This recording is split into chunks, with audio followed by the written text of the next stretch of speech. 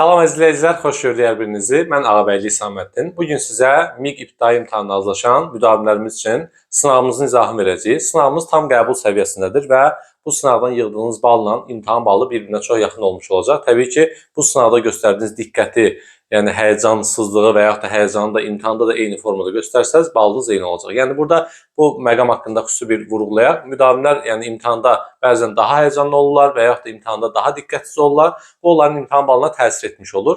Burada məsələ sualların səviyyəsindən və qarşınıza çıxması ehtimal olunan sual tiplərindən gedir və inşallah imtahanda da necə ki, əgər nəticəniz burada necə olubsa, yüksəkdirsə və yaxud da ürəyinizdədirsə, təbii ki, o müdavimlərə aiddir. İnşallah imtahanda da hər şey ürəyinizcə olmuş olar. Amma nəticəniz aşağıdırsa, narahat olmayın. Burada etdiyiniz diqqətsizlik səhvlərini inşallah imtahanda etmərsiniz və imtahanda daha diqqətlə bu sualları yazmış olarsınız. Başlayaq o zaman birinci sualımızdan və axırda bütün suallar haqqında məlumat verəcəyik. Hansı sual orta tiplidir, hansı rahatdır, hansı çətindir. Bunu mütləq baxmış olun. Və sınağı hələ də işləməmişsinizsə, bu sınavımız hər kəsə açıq sınavdır. 055 527 2599 WhatsApp nömrəsinə yaza bilərsiniz. Getdik. Birinci sualımız. Arif və Kamil sual yazmağa başlayırlar. Arif 1 saata 8, Kamil isə 9 sual yazır. Arif testləri Kamildən 20 dəqiqə gec bitirərsə, sınavda olan sual sayının rəqəmləri cəmini tapın. Baxın, biz sınavdakı sual sayını bilmirik. Buna bir x hərfi deyəcəyik. Yazdım bura x. Mən x-i 8-ə bölsəm, Arifin sualları yazdığı vaxtı tapmış olacağım. Necə tapmış olacağım? Baxın. Arif 1 saata 8 sual yazır, düzdür? Məsələn, atıram, sualların sayı 40 olsaydı, neyniyəcəydiniz? 40-ı 8-ə böləcəydiniz ki, Arif 5 saata yazıb bunu, düzdürmü? İndi sualların sayı x-dir, bilmirəm. Buna görə mən x-i 8-ə bölürəm ki, Arifin bu suallara nə qədər vaxt sərf etdiyini tapın. Bir daha deyirəm, sual sayını əgər bilsəydin, 40 sualdır və saatda 8-in yazırsa, deyəcəkdin 40-ı böl 8-ə görüm neçə saata yazıb? 5 saata məsələn atıram. Burada indi sual sayı x-dir, məlum deyil. X-i 8-ə böldüm, bu oldu Arifin sual sayı, Arifin zamanı, suallara sərf etdiyi zaman. Yazdım bura Arif. Amma bunu saatla almış oldum mən, yadımızda saxlayaq. Yəni bu saatlandır. Arif x böl 8 saata sualları yazıb. Kamil isə həmin o x sualları böl 9. Yəni sualın 1 saata 9'un yazırsa, x-i 9'a böldüm. Bu da Kamilin sualları yazma müddətidir. İndi burada məsələ 20 dəqiqə ilə verildiyinə görə mən bu saatları məcburam dəqiqə ilə yazım. İşim biraz rahat olsun. Ona görə Arifin də zamanın 60'a vururam. Bilirsiniz də saatdan dəqiqəyə keçmək üçün 60'a vurmaq lazımdır. Kamilin də saatın 60'a vururam. Arif bu qədər dəqiqəyə iş görür, Kamil bu qədər dəqiqəyə. İndi deyir, Arif testləri Kamildən 20 dəqiqə gec bitirir. Gec bitirmək nə deməkdir? Yəni Arif daha çox zaman sərf edir də, Arifin zamanı çoxdur, vaxtı çox gedib. Arifin vaxtı çoxdursa, deməli Kamilin vaxtı az gedib. Biz də hər zaman azın, zəifin yanında olduğumuza görə azın üzərinə 20'ni gəlirik və çoxa bərabər edirik. Qurtardı. İndi qalır buradan hesablama aparmaq və sualımızın cavabını tapmaq. Gəlin tapaq. Niyə 60'a vurduğumuzu bir daha deyirəm. Bilirəm soruşmaq istəyirsən, sən hey yatma. Saatı dəqiqəyə çevirmək üçün. Çünki burada saatla verilmişdi. Biz bunu saatla yox, dəqiqə ilə yazmalıyıq. Çünki 20 dəqiqə gec bitirib. Əgər dəqiqə ilə yazmasanız 20'ni 3'də 1 yazmalıydınız. Bilirsiniz də 20 dəqiqə 3'də 1 saat. Uzun sözün qısası məxrəcdən azad edəcəm. Hər birini 72'yə vuracağım. Səbəbini də dərslərimizdə bildirmişik sizə. 8 ilə 9'a ortaq məxrəc 72'dir. 72'ni 8'ə böləndə 9, 9'u 60'a vuranda 540x bərabərdir. 72'ni 9'a böləndə 8, 8'i 60'a vuranda 480x üstə gəl 72'ni 20'yə vuranda 0, 444. 540x-dan 480x-i çıxacaq. Eləyəcək 0, 14'dən 8 çıxanda 6, yəni 60x, düzdür? 60x bərabər 1440'a, x də bərabərdir 24'ə. Yəni sual sayımız 24 imiş. Sual sayı 24 olduğuna görə bizdən də onların rəqəm cəmini istəyir. 24'ün rəqəmləri cəmi 2 üstə gəl 4 bərabərdir 6. E variantı bizim doğru cavabımızdır. Keçək növbəti sualımıza. Baxa görə ikinci sualımız nədir? Birinci sualımız orta səviyyəli sual sayılır. Nə rahat deyil, nə də çətin deyil. Düzdür, bu bəzilərinə rahat gələ bilər. Təbii ki, işlədikcə suallar rahatlaşır. Amma bu sualı orta sual kimi qiymətləndiririk. Sonda ümumi danışacağıq. İkinci sualımıza baxırıq. İkinci sual faizlə bağlı sualdır. Bilirsiniz, imtahanda bu ildə qarşınıza faiz sualı çıxacaq. Faiz çıxanda bir dənə Çin atasözü deyəcəksiniz imtahanda və bu sizə imtahandakı sualı yazmağa kömək edəcək. Nihai konşi faizini iş o. Yəni faiz mənə çətin deyil və mən bu sualın öhdəsindən gələcəm deməkdir tərcüməsi. Görək həqiqətən də bu sualın öhdəsindən gələ bilirikmi? Bank avro ilə yatırılan pul üçün illik 15% verir. Aha. Yəni pul qoydun, 15% sənə pul gəlir. Heç nədən. Hüseyin dayı əlində olan 200 avro pulu banka yatırır. Bir ildən sonra bu adam pulunu faizlə götürmək qərarına gəlib. Əgər 1 evro 1,95 manat olarsa, Hüseyin dayı bir il sonra neçə manat pul götürər? Çox rahat sual da, yəni kimsə bu suala çətin deyə bilərmi? Nə olsun faizləndir, nə olsun avrolandır və s. Gəlin baxaq. Kalkulatorumuzu açdıq, Temu'dan aldığımız kalkulatorumuz. Deməli bu adam 200 manat, 200 evro pul qoyur. Yazdım bura. 200 evro pul qoyur. Bu da 15% artım verəcək. Hələ ki mən evrona hesablayıram. Hələ ki evrona. Oliqarx oldum, belədir.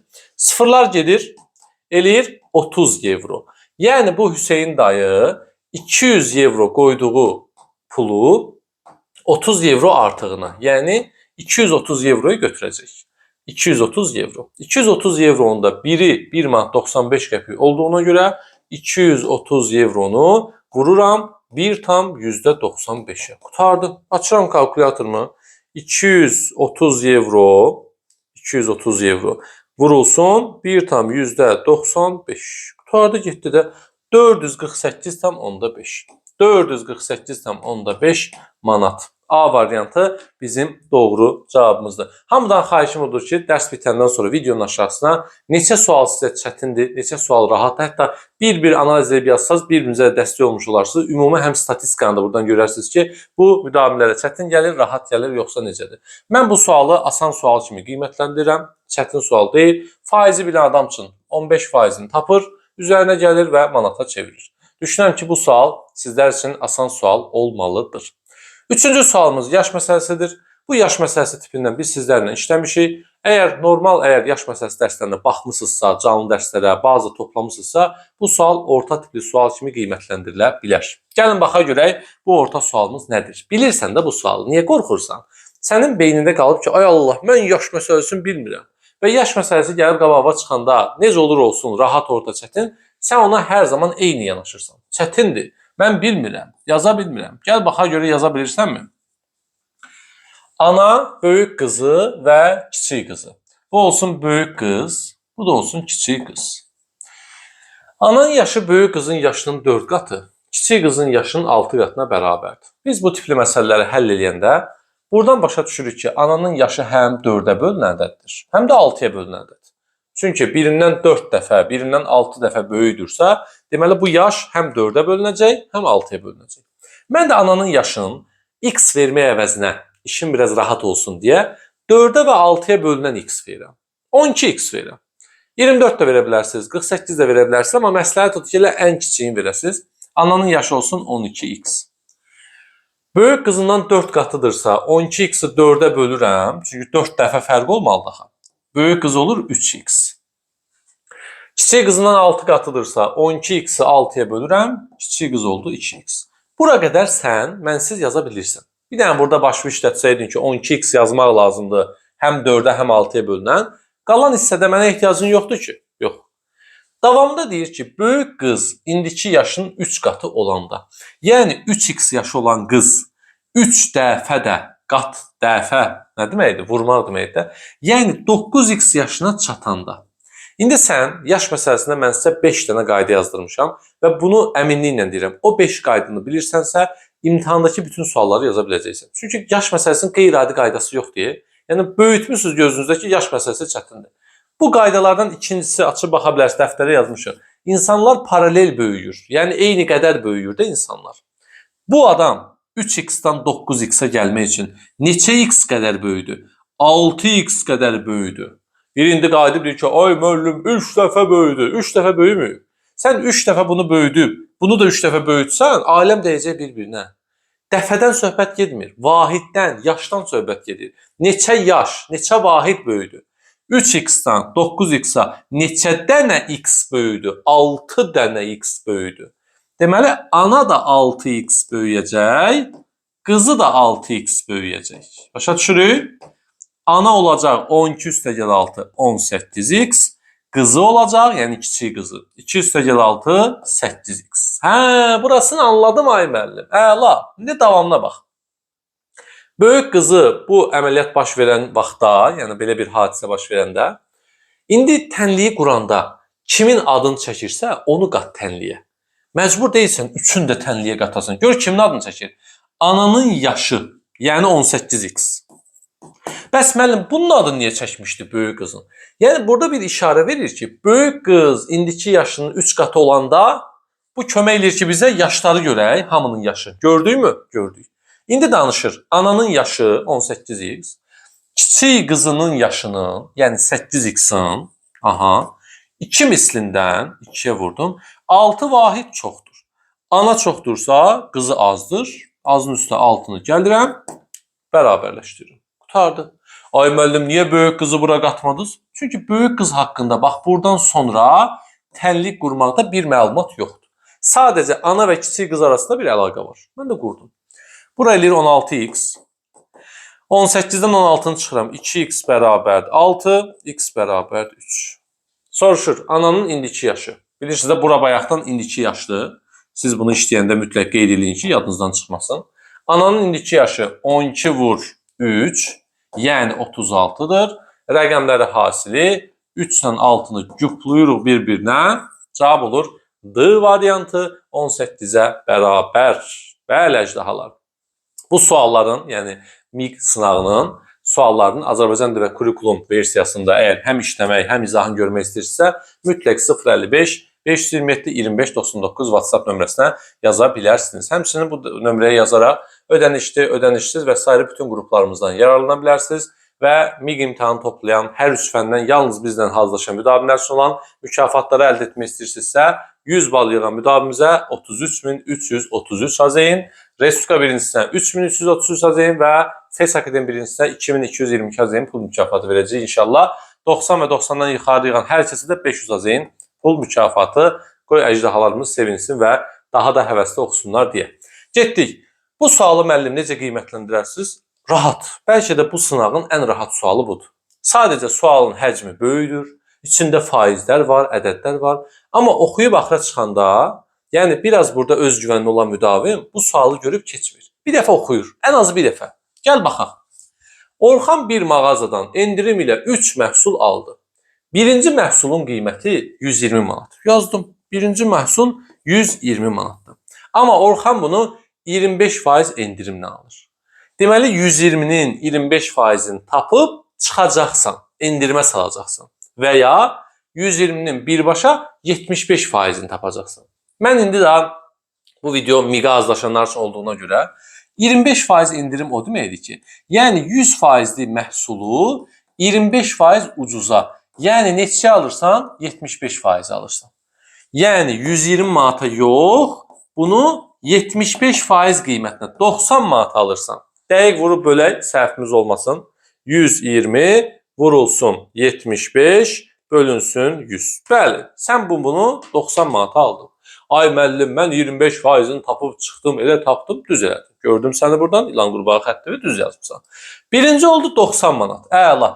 Gəldi ikinciyə. İkinci məhsulu 15% endirim edildikdən sonra qiyməti 102 oldu. Deməli, bu 15% endirim edildi sözünü elə belə yazıblar. Yəni, sadəcə gözümüzü qorxutmaq üçün. Mənə maraqlıdır ki, ikinci məhsulu neçə almışam? 102 manata. 15% endirim edildikdən sonra 102-dir. Demir, ha, başlanğıcı 102-dir, 15% endirim edilir.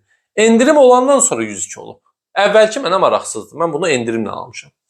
Üçüncü. Deməli, üçüncü məhsulun üzərində heç bir endirim yox idi. Amma Orxan 2 məhsul alana, üçüncüsü məhsula 20% endirim qazandı və bu endirimi üçüncü məhsula tətbiq edildi. O bu məhsula 144 manat verdi. Yəni o söz yığını bizə lazım deyil də. Birinci məhsul 90 manat, ikinci məhsul 102 manat, üçüncü məhsul 144 manat. Yəni burada elədiyim bir dənə əməliyyat var. O da 120-nin 25%-i endirim eləmək. Qalan heç əməliyyat eləmədik. İndi 90 manat üstəgəl 102 manat, üstəgəl 144 manat. Bax, sizcə bu sual çətindir yoxsa rahatdır? Bir dənə bunu rəy bölməsinə yazın. 90 üstəgəlinsin 102, üstəgəl 144. Neçələrdir? 336 manat. Qutardı, getdi də. E variantı 336 manat. Bax, imtahanda da həcmi böyük olan sualdan qorxmayın. Ürəkli olun. Nə bilirsiniz o sualın içində nə yatıb, nə gizlənir? Bəlkə də rahatlıqla yazacağınız sualdır, siz ona baxmayıb keçirsiniz. Ən azı bir dəfə oxumalısınız. 5-ci suala nisbətən çətin sual deyə bilərik.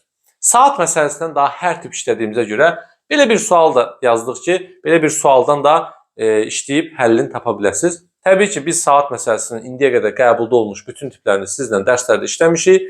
Bu tip, yəni rast gəlinməsi az olan bir tipdir. Amma bunun içərisində biraz məntiq var və istədik ki, biraz məntiqinizi inkişaf etdirək. Görək nə dərəcədə bunu inkişaf etdirmişik. Gecə yarısı saat 00-da Əli düzgün bildiyi mobil telefonunun saatına uyğun olaraq qol saatını qurur. Deməli, əsl saat fısır-fısır olanda Əli qol saatını, bunun bir qol saatı var, bir də mobili var. Mobil düzgündür. Yəni bu haqlıdır, bu haqsızdır belə deyək. Mobil telefonunun saatına uyğun olaraq qol saatını qurur. Gecə yuxudan duranda görür ki, qol saatı 02:39-dur. Aha. Mobil telefonu isə 02 neçədir? 30-dur. Əla. Əli səhər oyanarsa qol saatı 8:50-ni göstərəndə, yəni səhv olan saat 8:50-ni göstərəndə bu düzgün saat neçəni göstərər? Mən burada belə bir şey başa düşdüm ki, əsl saat 00 idi, düzdürmü? Qol saatı 2 saat 39 dəqiqədən sonra, yəni bu səhv göstərən saat 2 saat 39 dəqiqədən sonra nə qədər artıq göstərmiş sayılır? Əslində keçən zaman 2 saat yarımdır. Bunu düz başa düşmüsünüz. Amma qol saatının 2:39 göstəricisi olanda bizim saatlar arasındakı fərqimiz 9 dəqiqə idi. Bir daha deyirəm burasını, diqqətlə baxın. Deməli, qol saatının göstəricisi 2 saat 39 dəqiqə hərəkət etdiyini göstərəndə bizim saatlar arasında fərq 9 dəqiqə idi. Yəni, bu saat, xarab olan saat 2 saat 39 dəqiqə hərəkətində 9 dəqiqə artıq göstərir. Göz qabağında da saat 00-dan 2:39 göstərirsə, deməli 2 saat 39 dəqiqəyə 9 dəqiqə artıq göstərir. Bəs görəsən 8 saat 50 dəqiqə göstərəndə neçə dəqiqə artıq göstərmiş olacaq? Bax, bunu axtarın. Görün bu 8:50 neçə dəqiqə artığı ilə göstərir? Bax, o artığı çıxanda sualın cavabı alınacaq. İndi bu tənasibi həll etmək lazımdır. Gəlirəm burada 2 saat 39 dəqiqəni dəqiqəyə çevirirəm. Gəlin çevirək. Bunun üçün 120 üstə 39 gələcək sadəcə. 159. 120 üstəgəl 39. Neçədir? 159 dəqiqədir. Yazdım bura. 159 dəqiqə. Niyə müəllim belə elədiniz? Bir daha deyirəm. 2 saatımız 120 dəqiqədir. 2 vur 60, 120. Üstünə də 39 gəldim. 159 dəqiqə. 159 dəqiqə üçün 9 dəqiqə çoxdur göstərirsə, artıq göstərirsə, bəs 8 saat 50 dəqiqə üçün. 8 saat 50 dəqiqəni də gəlin kalkulyatorla hesablayaq və nə qədər olduğunu tapaq. 8-i əvvəlcə 60-a vuracam, dəqiqəyə çevirəcəm 480. Üzərinə də 50 dəqiqəmizi gələcəm. Eləcək 530. 530 dəqiqədə də nədir? X-dir. İndi çarpaz bunları bir-birinə vururam. 530-u vuracam 9-a. Alınan cavabı böləcəm 159-a. Neçədir? 30 dəqiqə elədir. Bax, yazdım bura 30 dəqiqə. Yəni, bu bizə onu deyir ki, 2:39-da əgər 9 dəqiqə artıq göstərirsə, 8:50-də 30 dəqiqə artıq göstərəcək. Həmin bu 30 dəqiqə artıqdırsa, çoxdursa, xarabdırsa, irəli qaçıbsa, o artıq olmasaydı, yəni bu artığı buradan çıxsam, normal saatımız neçəni göstərər? 8:20-ni göstərmiş olar. Yəni doğru cavabımız olur B variantı 8:20-yə bərabər. Bəli, bu sual sınavımızın çətin, düşündürücü suallarından biri sayılır və həlli yolunu da sizə təqdim elədim. Tələsməyin hələ ki qərar verməyə, ay müəllim başa düşmədim filandır. Çünki imtahanda, demişik də, ən çətin imtahanda 3 və yaxud da 4 çətin sualımız olacaqsa, bu sual üçün, bu sınaq üçün belə bir çətin sual qoyduq. Amma əminəm ki, bu sual bəzi müdavimlərə heç çətin də gəlməyib və yazıb öhdəsindən gəliblər. Gəldik 6-cı sualımıza. 6-cı sualımız vaxt aparmaq cəhətdən çətin sayılır. Amma həlli yolu tapılması, məntiqi hissəsi qeyri-adi yoxdur. Və məsələn, 5-ci sualda məntiq var idi. Məntiq olan suallar daha çətin sual sayılır. Çünki orada müdavimin təkcə biliyi işə yaramır da, başı da işləməlidir. Burada qeyri-adi başımızı işlətməyə ehtiyac yoxdur. Sadəcə sən düzgün şəkildə hesablaya bilsən, sualın cavabı alınır. Gəlin baxaq. Deməli, alma, heyvan, nar və xurma yazdım. Gəlin qırağına yazaq elə bunların hamısını. Sarı rəngdə hansıdır? Xurma. Yazdım bura, xurma. Göy rəngdə alma, rahat olsun bizə. Bu rəngdə, boz rəngdə nar, nar. Sonuncu rəngimizdə heyva, heyva. 47%, 6%, 15%. 100'ə tamamlamaq üçün, bilirsiniz tam olaraq 100%'dir. 100'ə tamamlamaq üçün neçə faiz çatmır? 32% çatmır, düzdür. Gəlin 100'dən 47 çıxılsın 15, çıxılsın 6. 100'dən bunları çıxdım. 32%. Deməli, almanın faizi 32%'dir. Və ümumi bizə diaqramda mağazda olan 48 kiloqram meyvə barədə məlumat verir. 48'in 47%'ini tapacaqsınız. 32, 6 və 15%'ini tapacaqsınız. Yəqin ki, hamınız tapmağı bilirsiniz. Açırıq kalkulatoru 48 vur 47. Da buraların bir-bir yazmıram da bura. Alınan cavabı böləcəm 100'ə. Eləcək 22 tam %56. 32%'ini tapıram. 48 kiloqram vur 32. Ardıcıllığı deyirəm hamısını. Bərabərdir. Bölünsün 100. 15 tam %36. Gəldim bura.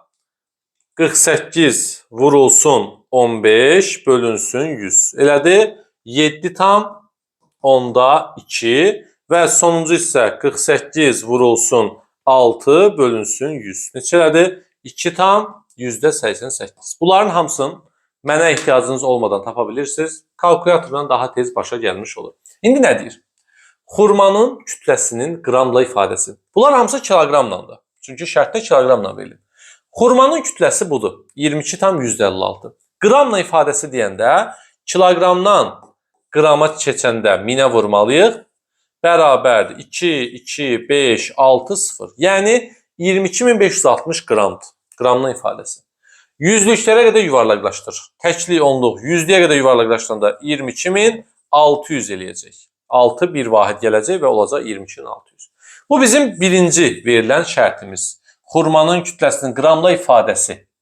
Yüzlüklərə qədər yuvarlaqlaşdırdıq. Aha. Alınan ədəd ilə almanın kütləsi budur. 15 tam %36'dır.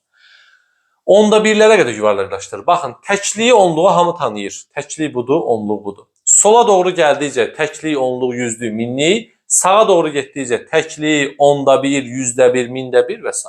İndi bizə deyir, onda birlərə qədər. Onda birin altına xətt çəkirəm. Onda birin altından xətt çəkək. Qələmimiz də bizə imkan vermir yazaq. Aha. Onda birin sağındakı ədəd 6 olduğuna görə bir vahid artım gələcək. 15 tam onda 4 olacaq. Deməli, ədədimizin biri 22.600, biri 15 tam onda 4. Sonra deyir, bunların cəmi. Toplayaq da 22.600 üstə gəl 15 tam onda 4. 2, 2, 6, 1, 5, virgül 4. Bu oldu bizim birinci ifadə şərtimiz. Sonra deyir ki, onda birlərə də yuvarlaqlaşdırdıq. Alınan ədədin cəmi, yəni bu cəm, heyvanın və narın kütlələri cəmindən kiloqram ilə nə qədər çoxdur? Heyva və narın kütlələri cəmi nə qədərdir? Baxın, 7.2 və 2.8. 7 tam onda 2, üstə gəl 2 tam %88. Topladım, elədir. 8, 0, 1 yadda, 10 tam %8. Bax, bu ədədi çıxacam, aralarındakı fərqi soruşur. Sualımızın cavabı hazırdır. Gəlin çıxaq. 22.615 tam onda 4 çıxılsın 10 tam %8 bərabərdir. 22.605 tam %32. Baxın, bəzən Android telefonlarla hesaplayan müdavimlər burada Androiddə nöqtə qoyulur. 22 tam başa düşür. Xeyr. O 22 mindir. Yəni siz rahat oxuyasınız deyə ağıllı telefonlarda, ağıllı çıxırlarda bunlar. Biz nöqtə qoyuruq orada. Yəni onlar nöqtə qoyurlar. Ona görə siz onsuz da imtahanda kalkulatorda onu görməyəcəksiniz. Görsəz belə xahiş edirəm baxın. Vergül tamı göstərir. Nöqtə isə oradakı minlərə ayırır. Yəni o sizi çaşdırmasın. Yəni uzun sözün qısası 22.605 tam %32. Gəlin variantımızı axtaraq. 22.605 tam %32. Baxın 22.605 tam %32. C variantı bizim doğru cavabımızdır. Baxa görə ekranımız görünürmü? Görünür. Əla şüşə kimi göstərir. 22.605 tam %32. Əla. Keçdik. Bu sual vaxt aparmaq cəhətdən çətin sayıla bilər. Vaxt aparmaq. Amma məntiq cəhətdən qeyri-adi bir çətin sual deyil. 7-ci sual tipimiz sertifikasiyada olmuş bir sual tipi sayılır əslində sertifikasiyada, amma miqlərin də rahat sual tipi sayılır. Yəni bunu rahat kateqoriyası kimi qələmə verə bilərik. Kassada 4200 manat, 5 manatlıq və 10 manatlıq var. Deməli 5 manatlıq var, bir də 10 manatlıq var. Deyir ki, 10 manatlıqların məbləği cəmi 5 manatlıqların məbləği cəmindən 3 dəfə çoxdur. Bunlar x-dır, bunlar da 3x-dır. Cəmi də 4200-dür. Nə var ya bunu sənin üçün yazmağa? 4x bərabərdir 4200. X da bərabərdir. 4200-ü böləcəksən 4-ə. Gəlin bölək. 4200 böl 4. Neçədir? 1050 elədir. 1050. Deməli, 5 manatlıqların məbləği cəmi 1050-dir. Bu isə 3 vurulsun 1050-dir. Yəni 3150. Bunlar 5 manatlıq olduğuna görə bunu 5-ə böləcəm. Bunlar 10 manatlıq olduğuna görə bunu 10-a böləcəm. 1050-ni 5-ə bölsəz nə qədər eləyəcək? 210 eləyir. 210. Bu da 315. Cavab oldu C variantı. 210 və 315. Yenə də dəqiq bölək. Birdən səhvə yol verər. Sonra deyərsiniz ki, bölüm səhv hesabladınız. 1050 bölünsün neçə? 5. Bərabərdir 210. Bu da 315. C variantı bizim doğru cavabımızdır. Qorxmayın, suallarda ürəkli olun. Sizin bildiyiniz suallardır. 8-ci sual. Faiz sualı olsa da çox rahat sualdır. Çətin bir sual deyil. Yenə də suallara axırda özünüz üçün bir analiz edin görün. Neçəsi çətin, neçəsi orta, neçəsi asan idi. MİQ imtahanda da maksimum ən çətin olduğu imtahanda belə 3-4'ü çətin olmuş olur. Hətta yəni o ən çətinində olur. Normal imtahanlarda heç onlar da çətin verilmir. Normal yazılacaq formada verilir. Banka 1200 manat pul 1 illik 15% artım ilə yerləşdirilmişdir. Hər il ilkin məbləğin 15% qədər artım olur. Yəni 1200-ün 15% qədər hər il artım olur. 1200-ün 15% qədər. Demir ha, bankda olan məbləğin hər il 15%. Sadəcə deyir ki, birinci məbləğ nədir? Baxın, hər il ilkin məbləğin 15%. İlkin məbləğ budur. 1200. Bu sualda bu nəzərdə alın. 1200-ün 15%-i nə qədər olur? 12-ni vurduq 15-ə, 180 elədir. Və 2 ildən sonra 1200 manat qoyulmuş puldan əldə edilən gəlir nə qədərdir? 180-i vuracağıq nəyə? 2-yə bərabərdir 360. Bir daha deyirəm, burada xüsusi olaraq bu cümləni yazmışıq. Hər il ilkin məbləğ. İlkin məbləğ olduqda 1200 nəzərdə tutmuşuq. Hər il bankda olan məbləğin 15% deyəndə və yaxud da hər il yəni də bankdakı məbləğin nəzərə alanda siz 1200-ün üstə 180-i gəlib sonra onun 15%-ni tapa bilərsiniz. O isə doğrudur. Amma burada ilkin məbləğin sözü ona görə verilib ki, 1200-ün, yəni ilkin məbləğ nə idi? 1200-dür. Onun hər il deməli 2%, 15% qədər gəlir. İldə 180 manatdırsa, 2 ildə 360 manat pul qazanmış olacaq. Cavabımız oldu A variantına bərabər. Gəldik 9-cu sualımıza. 9-cu sual görək nədir? Bu sual tipindən 2023-cü il o çətin sayılan imtahanın mərtəbə sinif sual tipidir. Təbii ki, həmin imtahanın rahat sual sayılır. Necə ki, bizim sınavımızda da rahatdır. Maşının qiyməti, motosikletin qiymətini göstərən ədədin yüzlüklər mərtəbəsindəki rəqəmin mərtəbə qiymətindən 2 dəfə çoxdur. Motosikletin qiyməti 67.800 manatdır. 67.800 manatı yazdım. Deməli, yüzlüklər mərtəbəsindəki rəqəm 8-dir. 8-in mərtəbə qiyməti 800-dür. Bundan 2 dəfə çox. 800-dən 2 dəfə çox 1670 olur. Maşının qiyməti neçədir? C variantı 1600 manata bərabərdir. Bu da bizim rahat sualımız. Keçdik 10-cu suala. 10-cu sual lap çətindir. Bunu neçə gün fikirləşmək lazımdır görəsən. 10-cu sualımız da ən rahat suallardan biridir. Ehtimal məsələlərindən hələ də probleminiz varsa, mütləq ehtimal məsələləri Ağabəyli istiqamətində yazın və izahlara baxın. Əgər mütləq 5 ağ top olsun deyirsə, yəni ağ rəngin adını çəkirsə, şərtdə verilən bu ağlardan başqa digər bütün rəngləri toplayırıq, 7 və 10. Üzərinə son cümlədə bizdən neçə dənə ağ istəyir, onu gəlirik. 7 üstə gəl 5, 12, 10, 22. Doğru cavabımız olur E variantı, 22-yə bərabər. Bəzi müdavimlərin nəticəsinin aşağı olma səbəbi özlərinə güvənməməkləridir. Xahiş edirəm, biraz özgüvənli olun, biraz başa düşün ki, bu suallarda mən hansı formada yazsam, yaza bilərəmmi, bilmərəmmi, yəni yazanlar necə eləyir yazırlar. Təbii ki, bazısı olan müdavim ayrı məsələdir ki, illərdir bazı yığıb. Amma rahat sualda yazmayanda bir özünü sorğula görüm ki, nəyi səhv eləmişəm. Məsələn, bu sualı hər kəs yaza bilməlidir. Bu adi gündəlik həyatda istifadə edilmiş saatdır da. Bunun heç riyaziyyatla qeyri-adi əlaqəsi yoxdur daha. Bax, Əli saat 8-dən 8:30-a qədər məktəbə çatıb. Deməli, Əli məktəbə qədər 30 dəqiqə yol gedib. 30 dəqiqə Əlinin getdiyi yoldur. O hərəsi 45 dəqiqə olan 5 dərsdə iştirak edib. 45 dəqiqədən 5 dərsimiz nə qədər eləyir? 225 dəqiqə edir. İndi 5 dərsin neçə fasiləsi var? 1, 2, 3, 4. 4 fasiləsi var. Hər fasilə də 5 dəqiqədir. 20 dəqiqədə bizim fasilələrimiz. Əli dərsi bitirdikdən sonra evə qayıdır. Baxın, bu adam evə qayıdırsa, 30 dəqiqədə bunun evə qayıtma vaxtı olacaq da. Ən çox müdavimlərdə gördüyüm səhv. Götürüb axırda 30-u 2 dəfə toplayır. Deyir, müəllim, gedib gəlməyi hesabladım. Axı sən gəlməyi artıq hesablamısan. Bax, nə yazıb? Əlinin dərsi 8:50-də başlayır. Yəni 8:50-yə qədər o 30 dəqiqə var deyə Əlinin məktəbə çatma 30 dəqiqəsi. O hesablanıb qutarıb. Sənin bundan sonra nədir məqsədin? 8:50-də dərsə girsin Əli, 225 dəqiqə dərsdə olsun, 20 dəqiqə fasilə versin, bir dəfə də evinə çıxıb getsin. Əli 8:50-dən sonra evə 2 dəfə gedib gəlmir ki, sən 2 dəfə 30 hesablasın. Bir dəfə gedir, getdi, çatdı. Gəldiyi 30 dəqiqə artıq hesablanılıb qutarılıb. Ay müəllim, bəs 30 dəqiqədən 50 dəqiqəyə qədər o 20 dəqiqəni niyə hesablamırsınız? Niyə hesablayım? O 20 dəqiqəni koridorda vaxt keçirib. Mənə maraqlıdır ki, 8:50-dən sonra hansı proseslər olub, neçə dəqiqə olub və saat neçədə bu adam evə girib.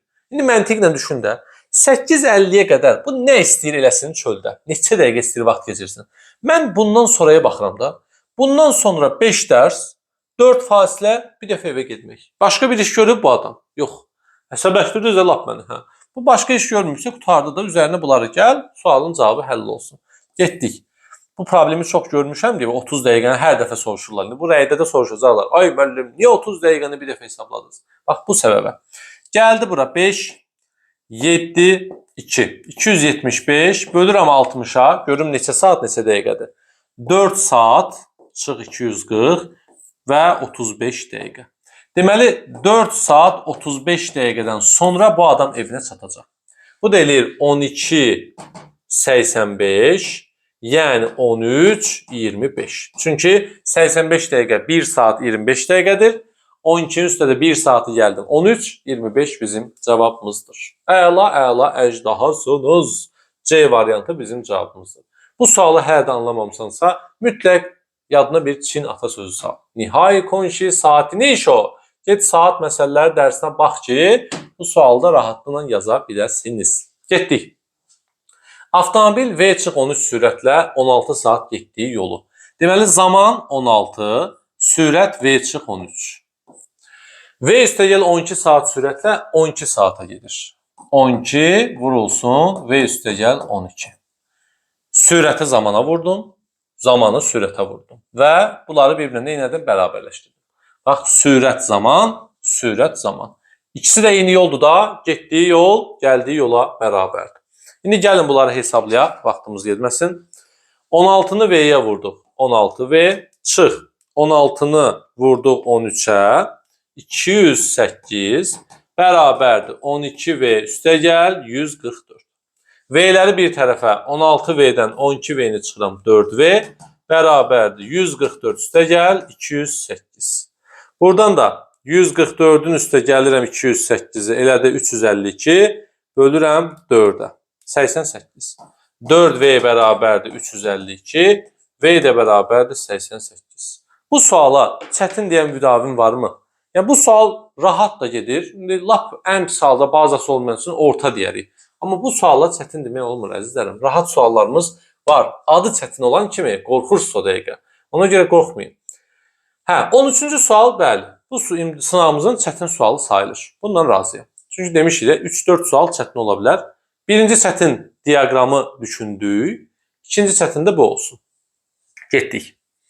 Axma sürətinin dəqiqədə 20 metr olduğu bir çayda durğun suda sürəti dəqiqədə 60 metr olan qayıqla hərəkət edən balıqçı axına qarşı gedərkən A nöqtəsində fərqində olmadan papağını düşürür. Çayın sürəti 20-dir. Çayın sürəti 20-dir. Yazdım bura. Ç bərabərdir 20. Dəqiqədə 20 metr. 20 metr böl dəqiqə yazıramısınız. Metr böl dəqiqə. Katerin sürəti isə dəqiqədə 60 metrdir. Yazdım bura 60 metr böl dəqiqə. İndi gəl başımızı işlədək. Bax imtahanda, əsl imtahan tipli sual, başımızı işlətməliyik, gəl işlədək. Bu adam axına qarşı sürür. Bax bu bizim olsun, axına qarşı bir çayımız. Hərəkət edirsən də özün üçün. Hardansa buradan başlayırsan hərəkət etməyə. Gedirsən. Axına qarşı gedəndə sürət necə olur? Kater çıx çay. Yəni 60 çıx 20 bərabərdir 40. Sən 40 sürəti ilə sürürsən, hansısa bir A nöqtəsində, bax burada A nöqtəsində nəsə düşür səndən. Papağın düşür yerə. Düşdü.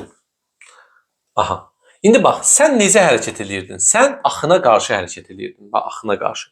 Sən axına qarşı yolva davam edirsən, papaq da səndən düşüb deyə, bunu da axın aparır. Su aparırdı onu.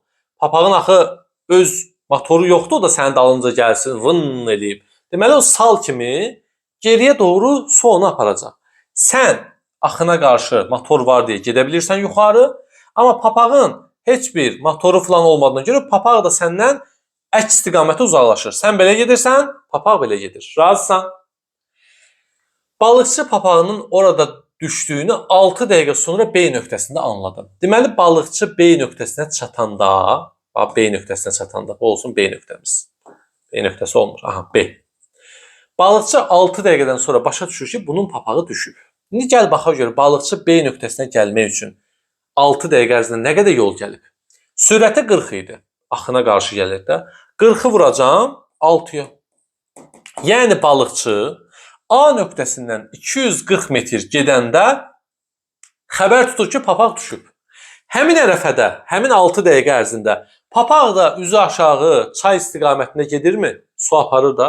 Deməli, papaq da 6 dəqiqə ərzində çayın sürəti ilə 20 ilə 20 vur 6. Yəni 120 metr A nöqtəsindən uzaqlaşacaq. İndi qayıqçı xəbər tutduğu an, bu nöqtədə, papaq da bu nöqtədə olacaq. Sual verirəm. Bunlar arasında nə qədər məsafə olacaq? Əlbəttə 360 metr. Düzdür? İndi deyir ki, papağı tapmaq üçün qayıqçı, balıqçı düşür onun dalınca. Onun arxasınca gedəndə axın ilə gedəcəkmi? Çünki artıq axına qarşı yox, üzü aşağı gedirdi axın ilə. Sürəti olacaq 60 üstəgəl 20. Yəni 80 olacaq. Yazdım bura. Balıqçının sürəti 80. Papağın da sürəti eynidir. Yəni 20. Çünki o da axın ilə, çayla gedir. Sən bu sxemi görüb balıqçının papağa çatma müddətini yaza bilmirsənsə, sən eyni istiqamətli dərsinə baxmamısan. Yəni bax bu qədər netdir. Əgər eyni istiqamətli dərsinə baxmısansa, bu 360-ı görüb, bu 80-i görüb, bu 20-ni görüb nə etmək lazım olduğunu biləcəksən. Ən sadə bir düstur var. Düstur da qoydum qayda. Sürətləri bir-birindən çıxacaqsan, aradakı yola böləcəksən. Qutardı. 80-dən 20-ni çıxıram. Çünki bu 80-dən gəlir, bu da 20 ilə gedir. Hər dəfə 60-60 yaxınlaşırdı ona. Hər dəfə 60 metr, 60 metr yaxınlaşır. Arada da 360 metr var. 360-ı 60-a bölürəm, eləyir 6 dəqiqə. Yəni buna əsasən balıqçı anladığı andan etibarən neçə dəqiqə sonra papağını tapa bilər? Gəlib geri qayıtsa 6 dəqiqə sonra papağını tapa bilər. Bəli, bu suala digərlərə nisbətən çətin sual deyə bilərik. 14-cü sualımız ən rahat suallardan biridir. Aşağıdakı qrafikdə Elvinin müxtəlif saatlarda ölçdüyü nəticələr qeyd olunub. onun ölçdüyü nəticələrin ədəd ortasının ən böyük fərqi ilə cəminin onluqlara qədər yuvarlaqlaşdırır. Ədəd ortanı tapmaq üçün ədədləri toplayacağam. 37, 37 yazıram. 37 üstəgəl 37 üstəgəl 38 üstəgəl bu 39 ilə 38 arasındadır. Yəni 38,5 üstəgəl 39 üstəgəl 37. Arada vurma yazdım. Aləm dəydi bir-birinə. Bir daha deyirəm. 37, 37. 2 dənə 37'miz var. 37 üstəgəl 37. Üstəgəl 38. Üstəgəl 38,5. Üstəgəl. Orada vurma yazıram. Nə yazıram? 150 tam eləyir. Düzdür. Üstəgəl 39. 39. Üstəgəl 37.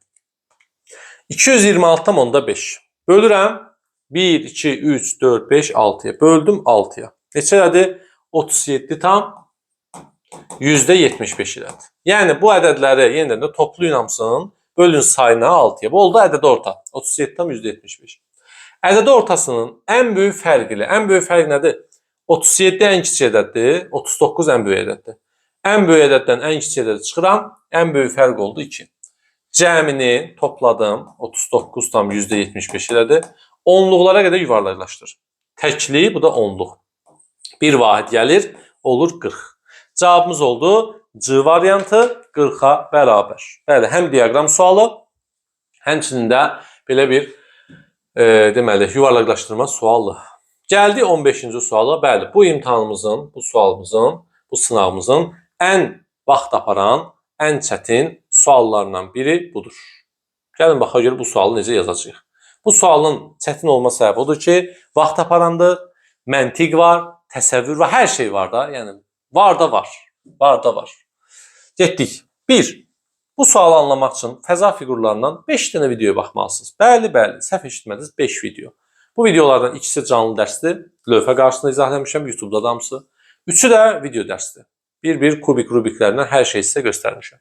Sən əgər buradakı görünən üzləri, görünməyən üzləri tapa bilmirsənsə, o videolara diqqətlə bax. Çünki mən burada sənə onu izah edə bilmərəm. Onun üçün 5 dənə video var. 1, 2, 3, 4, 5. İndi mən burada başa salmışıq ki, bunu biz boyayacaqsa, bunun altı da boyanır, arxası da boyanır, hər yeri boyanır. Sadəcə kəsişən hissələr var, o üst-üstə düşən hissələr, görünməyən hissələr. Yəni bunları birləşdirəndə, bax burada 2 dənə üz görünmür, sağdakı üz, soldakı üz. Yuxarıdakıları birləşdirəndə bunun altı və bunların üstündə tutduğu ərazi görünmür. İndi normalda diqqətlə baxın.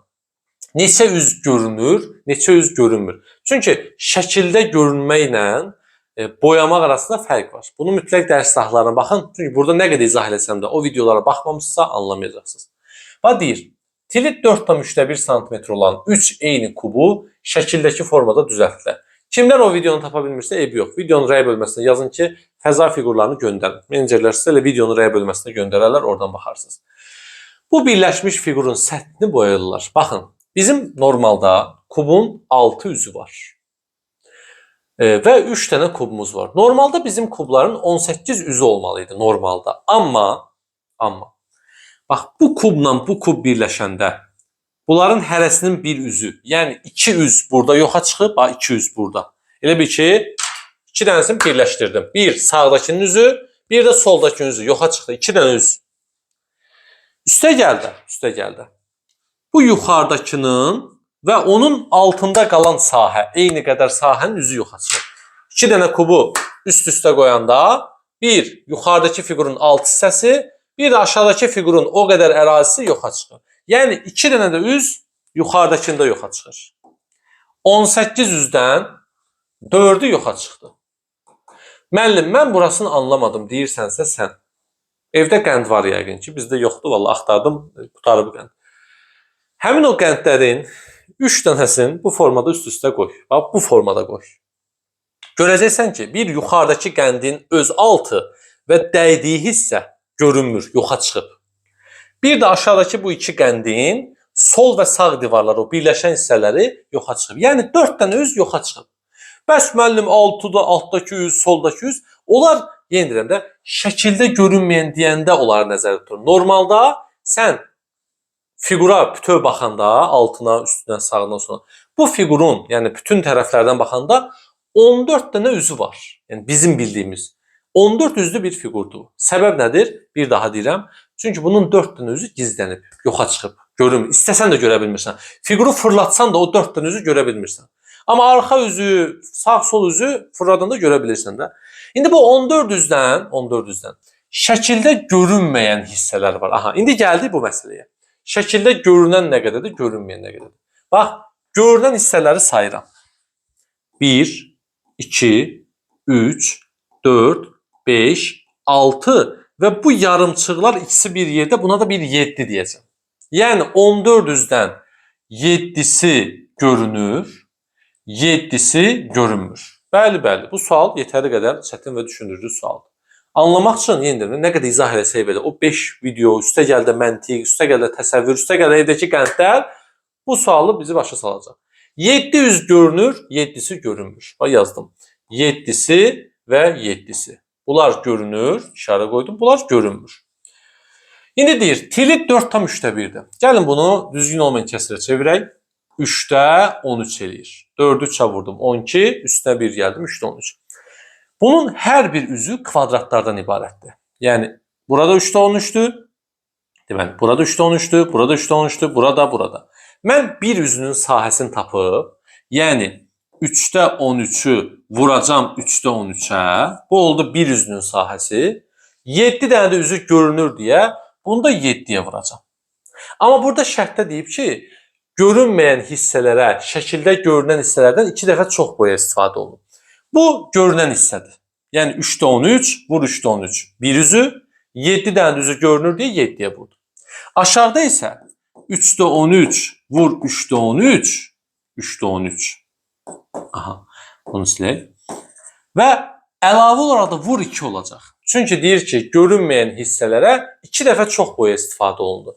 Görünən hissə birincidir, görünməyən hissə ikincidir. Buranı silək, beyninizi qarışdırmasın. Aha. Deməli, bir daha deyirik burasını. 3'də 13, vur 3'də 13. 3'də 13 nə deməlidir? Tilidir. Tilin tilə vurdum, bir üzünün sahəsi. 7 üzü görünür, 7'yə vurdum. 3'də 13'ü 3'də 13'ə vurdum. Bir üzünün sahəsi. 7 üzü görünmür, 7'yə vurdum və bura 2 dəfə çox boya istifadə olundu deyə əlavə olaraq da bunu nəyə vurdum? 2'yə vurmuş oldum. Bəli, ədədlərimiz çox böyükdür. Amma gəlin görək sualımızın axırı nə olacaq. İndi mən bunların hamısını hesablayıram görüm. Bu görünən və görünməyən üzlərə birlikdə nə qədər boya gedir? Natural ədədlərin məxrəci 1'dir, bilirsiniz. Bunda məxrəci 1'dir, bunda məxrəci 1'dir. Bərabərdir. Elə vururam kör-köranə. 3 vur 3, 9 deyir. Yazdım 9'da 13 vur 13 vur 7. Neçədir? 1183 edir. 1183. Əla. Bərabərdir. 3 vur 3 9. 13 vur 13. 13 vur 13 vur 7 vur 2. Elədir? 2366. Görünən və görünməyən hissələr budur. İndi bunları toplamalıyam. Çünki bütün hissələri mən boyayıram da pul məndən çıxır. Bu ədədlə bu ədədi toplayacağım. 9'da 1183 üstə gəl. 9'da 2366 bərabərdir. Toplayıram. Eləyir 9'da 1183'ün üzərinə 2236 gəlirəm. 2366 1183 üstə gəl 2366 bərabərdir. 3549 elədir. Deməli bizim boyamalı olduğumuz sahə budur. Yenə deyirəm, ədədlər çox kəsirli, çox böyük ola bilər. Mən yenə deyirəm, imtahanda gedib qarşınıza hesablaması vaxt aparan bir sual çıxacaqsa, mən də o çıxacaq formasında yazmışam. Mənə də xoş deyil ki, bu sualı izah edeyim, bu qədər rəylərə cavab yaz, bu qədər müdavim motivasiya ver. Mən də rahat sual edib keçərdim. Amma rahat sınavımız da olub da, yəni. Bu qədər baxa bilərsiniz, kanalımızda rahat sınav da var, çətin sınav da var, orta da var. O müdavim var, sual atırsan deyir, bundan da çətin ver. Atırsan deyir, bundan da çətin ver. Ver, verdim. Al. Bu da ən çətini. Gəldi indi. Bizim nə qədər pul xərclədiyimiz maraqlıdır da. Tənasüb belədir. 3'də 1'inə, bax 3'də 1 kvadrat santimetrə 70 qəpik pul gedibsə, 0.7 nə demək? 70 qəpikdə. Bəs görəsən bizim bu əraziyə, yəni 9'da 3549'a nə qədər gedər x? Bunu da çarpaz bir-birinə vuracağam. Müəllim, mən bunu kalkulatorla bölmək istədim. Tamlı, kəsirli filan şeylər alanda bölmə kalkulatorla. Elə bu şəkildə saxla. İndi 3'də 1x bərabərdir 9'da 3549 vur 70. 70'in məxrəci 1'dir bilirsiniz. Buradan da x bərabərdir uzatmıram. 9'da 3549 vur 70 vur 3. Bilirsiniz bu 3 də belə çarpaz vurulanda bura vurulur yuxarı. Bunların məxrəcləri 1 bərabərdir. Görək nə olur? Ya Allah. 3549 vur 70 vur 3. Alınan cavabı bölürəm 9'a və bərabərdir basıram 82810. Çünki qəpi ilə istəyir bizdən 82810. Doğru cavabımız olur C variantına bərabər. Bu çətinin çətinidir. Vaxt aparanın vaxt aparıdır. Nə bilim, nə istəyirsə ürək sözlərinizi yaza bilərsiniz. Sadəcə bir çətin sual da olsun dedik sizlər üçün. Və bilirsiniz kub məsələlərindən ən çətin sual bax bu şəkildə qarşımıza çıxa bilər, ən çətini. O deyirsə bəziləri deyir, müəllim deyirlər bu il imtahan çətin olacaq. Bax bu il imtahan çətin olacaq deyənlər istəyirəm ki, birinci elə şey düşünməyin. Çünki o şeyi düşünsəz, rahat sualda yaza bilməyəcəksiniz, yadınıza saxlayın. Və ən vacibi, imtahan zalına girməmiş, ətrafınızdakı o insanlar ki olur, sizə mənfi enerji verənlər, onlardan uzaq durun. İnanın, problem odur. Bax, hər şey deyirlər, sertifikasiyada dəhşət çətin deyirlər. Amma ibtidai sertifikasiya gördünüz ki, suallar rahat olur. İnşallah MİQ-in də suallar rahat olsun. Demirəm rahat olacaq, çətin olacaq, nə olacaq. Amma sənin psixologiyan əgər onun çətin kimi düşünürsə, orada nə olmağından asılmayarsa onu yaza bilməyəcəksən. Ona görə biraz bax burada, beynimin içərisində onu düzəlt. Gəldik 16-cı suala. Çox müdavinin rahat bilib də səhv yazdığı sualdır. Niyə səhv yazıblar? Çünki diqqətsizdirlər. Eni 60 desimetr, uzunluğu 9 metr olan 3 sinif otağının döşəməsinə ölçüləri 20 və 40 olan parket döşəndi. Uzatmıram, hamısını eyni vahidə gətirirəm. 600 santimetr, hamısını santimetr edirəm. 900 santimetr. Sahəni tapıram. 54, 0, 0, 0, 0. İstəsəz buranı da birbaşa 3'ə vura bilərsiniz, istəsəz axırda 3'ə vura bilərsiniz. Eyni şey. Burada da 20 santimetr, vur 40 santimetr. Elədir 800 santimetr. İndi 540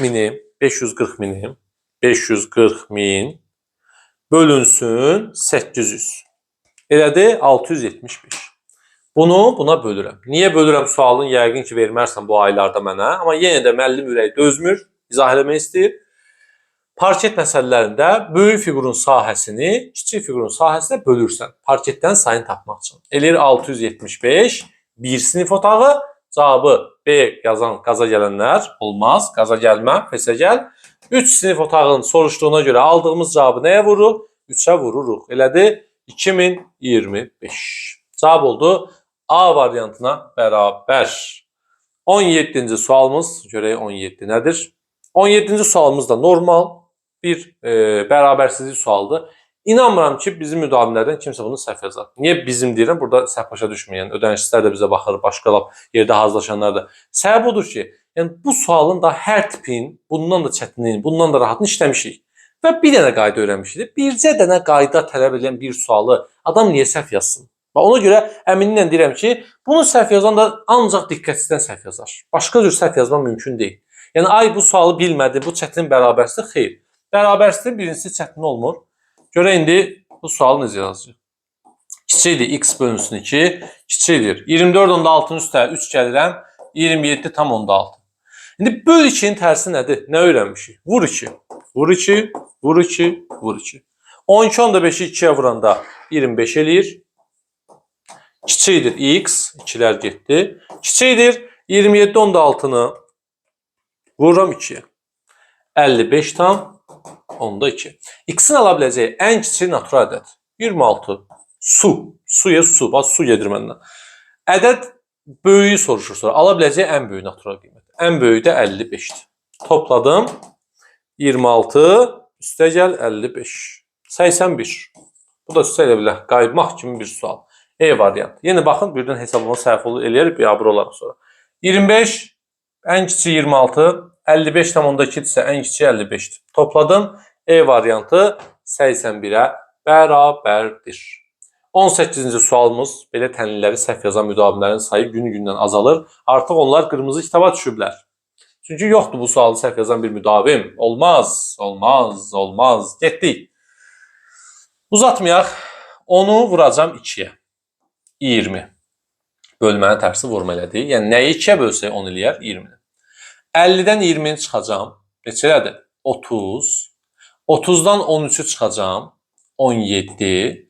25-dən 17-ni çıxacam. 8. 10-dan 8-i çıxacam. 2. X-imiz oldu 2. 3 vurulsun 2, yəni x-imiz 2-dir. Üstə gəl 5y bərabərdir 26. Buradan da 3-ü 2-yə vurdum. 6 üstə gəl 5y bərabərdir 26. 5y bərabərdir 20. Y bərabərdir 4.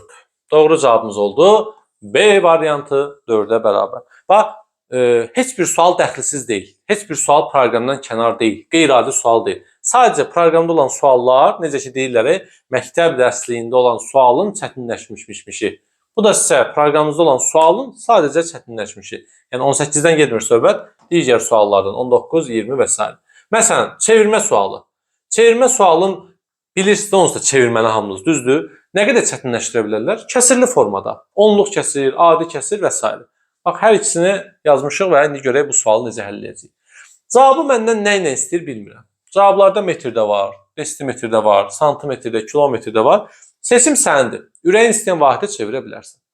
Məsələn, ağlıma heç nə gəlmir.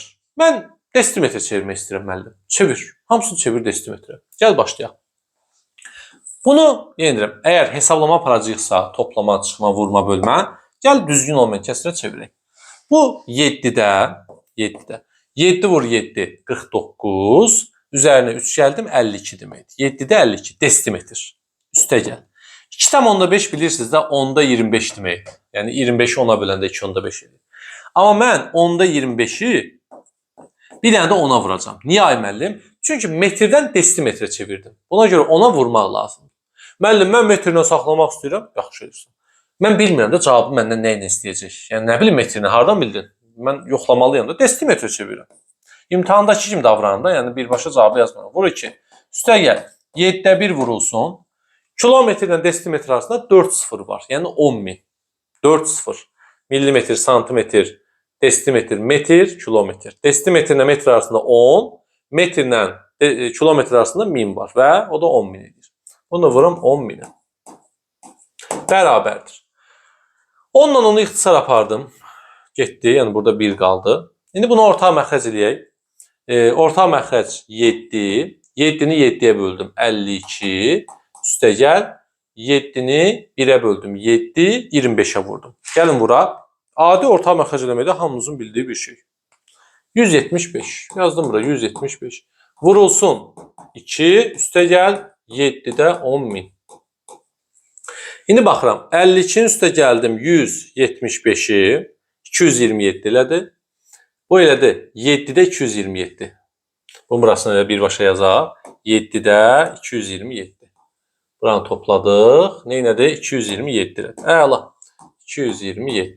Bunun da məxrəci 1-də bilirsiniz. Yəni 7-ni 1-ə vuracam. 7. 227-ni 2-yə vuracam. Vuraq 2-yə. Elədi 454. Üstə gəl. 7-də 10.000. Bu da elədi. Hamısı birlikdə. 7-də 10.454 desimetr. İndi mən variantlarda məsələn, baxın, nə edirəm? 10.454-ü bölürəm 7-yə. Görürəm ki, 1493 tam eləyir. 1493 tam. Cavablarda 1493 tam var, amma metrləndir, desimetrlə deyil. Desimetrin olan 1593-dür, səhvdir, ola bilməz. Çünki o qədər yoxdur. Santimetr belə ola bilməz. E variantı 6 kilometrinə yazı ola bilməz. Cavabım A ilə B arasında qalmışam əslində. A da metrinə görə düz gəlmir. Desimetr olsa düz gələrdi. Yəni mən çıxdaşla B-ni tapmışam artıq. Amma çıxdaş mənə lazım deyil də. Mənə lazımdır bir yoldaş bu sualı tapmaq üçün. Ona görə mən bunu özüm metrə çevirirəm. İndi de görüm, desimetrdən metrə keçəndə nə edirik? Bax, belə bir sual. Maraqlı. Əgər bu suala cavab verə bilsən, o əməliyyatı oraya eləyəcəksən. Bəli müəllim, 10-a bölürük. Desimetrdən metrə çevirmək. Sən bu ədədi 10-a bölsən, böl 10. Bölmə əvəzinə vurma yazılacaq. Yəni bunu 10-da 1-ə vurmuş olacaqsan. bölmənin tərsinə də vurma. Olacaq nə? 70-də 10.454. İndi sən bunu bölsən, o çubuqlu bölmə deyirik ona, 10.454-ü bölsən 70-ə, eləyəcək 149 tam, qalıq da uzatmadan birbaşa yazıram, 24 qalacaq. Yəni, cavab olacaq 149 tam, böləni məxrəcə yazırıq, 70-də 24. Bunu da təbii ki, ixtisar aparıblar. 149 tam, 35-də 12. Yəni, 2 ixtisar aparıblar. B variantı bizim doğru cavabımızdır. Razıyam, uzundur, vaxt aparandır. Amma sizə sadə çevirmə verəndə o dəqiqə deyirsiniz. Müəllim, imtahana belə sadə sual sorarlar mı? İndi imtahana sadəsini salırlar, inşallah ki, salarlar yəni. Razı düşmürsünüz. Elə narazı. Ay müəllim, birdən çevirmənin çətinin salsalar nə olar? Kəsirli çevirmə. Bundan çətin nə verim? Yaza bilirsənsə 20-sində, rahat ol da. İmtahanda o qədər 20 yazanlar var. İnanmırsansa gir MikFest Instagram hesabına. Mənim belə bir dənə şəklim var orada belə. Borc dayanmışam. Həmin şəklin yanında 2024, ondan qabaqki illərdə axtar 23, 20 yazanların siyahısı var. Yəni imtahanda 20 yazan çox müdavim olur riyaziyyatdan. Azərbaycanla da kurikulum demirəm, yalan deyərik, amma riyaziyyat və Azərbaycanla rahatlığına 20-20 yazanlar çox olur. Yəni sən indi çətin sınavda da 20 yazmısansa nə axtarsan artıq? Nə gözləyirsən? Sual elə bir sual olsun ki, onu yaza bilməyəsənmi? Yaza biləcəksən. Niyə yaza bilmirsən? Keçdik 20-ci sualımıza. 20-ci sual da rahat suallardandır. Qorxma, biraz özgüvənli ol. Əlbəttə yazmalısan. Hazırlaşmısan, öyrənmisən hər şeyi. Gedib 20-də yazmalısan. Niyə yazmayasan ki? 20 yazanda şoka düşmə. Yazmayanda şoka düş. A ədədini 24-ə böldükdə, yazdım bura. A ədədini böldüm 24-ə. Bərabər. Natamam qismətdə B, qalıqda isə alına biləcək qalıqların ən böyüyündən 3 vahid kiçik. Ədədi 24-ə bölürəmsə, ən böyük qalıq 23 olar. 23-dən 3 vahid kiçik 20-dir. İndi A-nı tapmaq istəsəm, 24-ü vuracam B-yə, üzərinə 20-yi gələcəm. Qalıqlı bölmə ən rahat qaydası. A bərabərdir. 24 vur B, üstəgəl 20. A variantı, baxa, B vur 24, üstəgəl 20 bərabərdir. Bəli, A variantı bizim doğru cavabımızdır. Bir daha əlaqə nömrəmizi xatırladaq. 055 527 25 99 WhatsApp nömrəsinə yazaraq siz də bizim ödənişli, ödənişsiz, MİQ, sertifikasiya, abituriyent, lise bütün dərslərimizə qoşula bilərsiniz əlaqə nömrəmizdən. Həmçinin bu sınağın Azərbaycan dili və kurikulumlu imtahan səviyyə olan bu sınağın üçü birlikdədir. Ödənişsiz şəkildə əldə etmək istəyirsinizsə o nömrəyə yazaraq siz onu əldə edə bilərsiniz. Hər şey sizin öz əlinizdədir. İmtahandan qorxmayın. Bu suallar sizə çətin gələ bilər. İnşallah imtahanda bundan da rahat suallar qarşınıza çıxar. Mən düşə bilər, düşməsi ehtimal olunan və yaxud da ən çətini necə olar kimisindən bir sınaq sizə göstərdik. Yəni bundan balınız aşağı olmaz ki, yuxarı olar. Belə düşünün. Yəni burada yığdığınız bal nədirsə, bundan aşağı yox, bundan daha yuxarı bal inşallah ki, imtahanda yığarsınız. Özünüz yəni suyun altında yaşamışsınızsa, internet dövründəsə, girin indiyə qədər düşmüş imtahan suallarını araşdırın. Hamısının izahını vermişik YouTube-da. Hətta bizim 1234 test toplumumuz var. Bu günə qədər düşmüş imtahan suallarının hamısının nümunələri, şablon sualları, yəni ona baxıb yazılmış suallar hamısı oradadır. O kitabı əldə edib işləyə bilərsiniz, görə bilərsiniz. Yəni indiyə qədər imtahanda olan suallar, wow, dəhşət.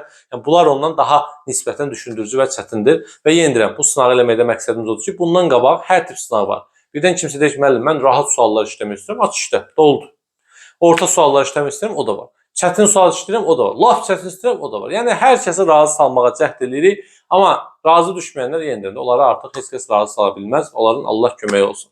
Belə əcdahalarımız, imtahanda qorxmayın. Ətrafınızda sizə mənfi enerji verən insanlardan uzaq olun. Xahiş edirəm. İmtahana hazırlaşdığınız ərəfədə mənfi şey düşünməyin, müsbət düşün. Dünya axı deyir ki, bu dəqiqə başqa ölkədə başqa bir problemlə çalışa bilərdi, amma sən bu dəqiqə imtahana hazırlaşırsan və imtahana onsuz da girəcəksənsə, əgər məqsədin budursa, yüksək bal yığmaq istəyirsənsə, sən müsbət düşünməz. Mən də bilirəm, bu imtahanın mənfiliklərini də başa düşürəm, çətinliklərini də başa düşürəm. İmtahandan sonra düşün, razıyam. Amma imtahana qədər yüksək nəticə düşünmək istəyirsənsə, elə əldə etmək istəyirsənsə, ancaq müsbət düşün və inşallah ki, müsbət nəticələr sənin olmuş olsun. Necə deyirlər? Nihai konşi qorxma niço. Yəni imtahandan qəti surətdə qorxma.